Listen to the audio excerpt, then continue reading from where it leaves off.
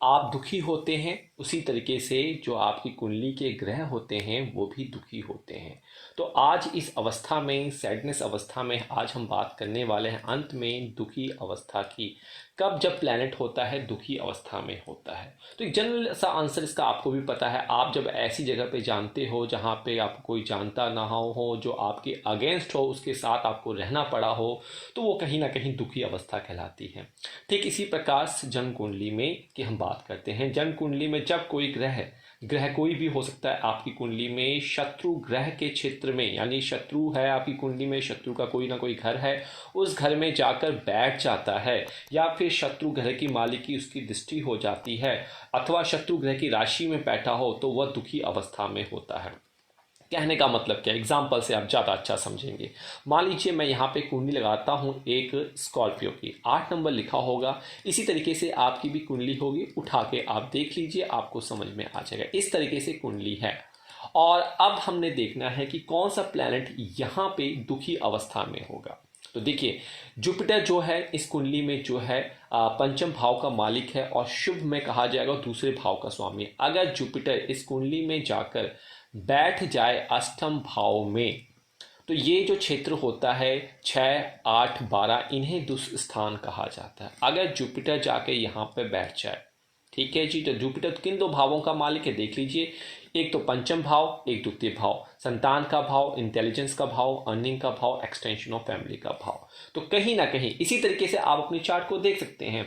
तो जब कुंडली में कोई ग्रह शत्रु ग्रह के क्षेत्र में हो, क्योंकि ये स्थान, ये अष्टम स्थान शत्रु स्थान है, ये दुष्ट स्थान है, इस ग्रह में बैठा हो, तो कहीं ना कहीं ग्रह अपने आप को दुखी पाता है। कहीं ना कहीं वह अपनी एबिलिटी में कहीं ना कहीं उसकी कमी हो जाती है।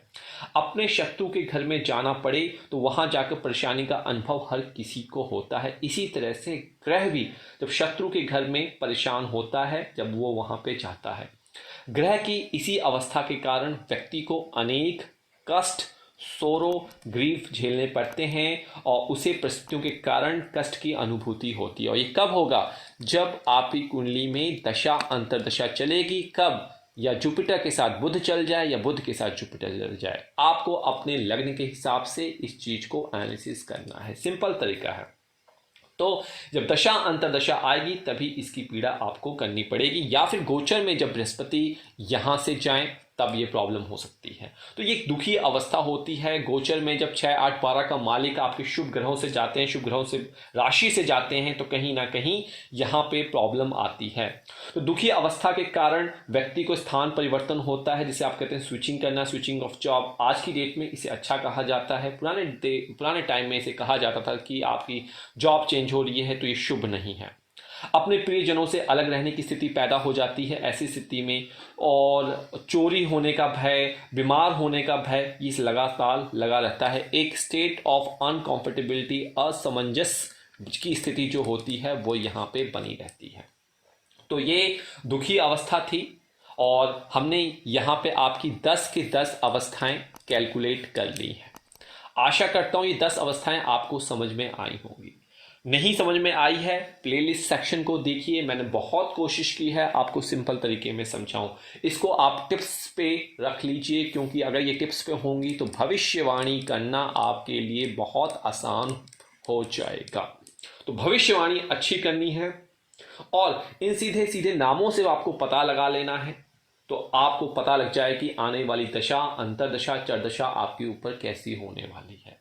बहुत डेप्थ में मैंने ये वीडियो बनाई है आपके लिए, ताकि आपको कोई गिला शिका ना रहे।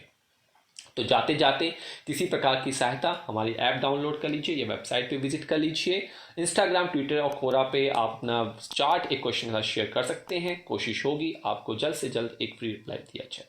तो आज बस इतना ही। अपने नंबर शेयर ना कीजिए, हमारी तरफ से कोई कॉल आपको विदाउट अपॉइंटमेंट नहीं की जाएगी। तो धैर्य बनाएं, पेशेंस रखें, सब कमेंट से बचें। नमस्कार, जय माता दी।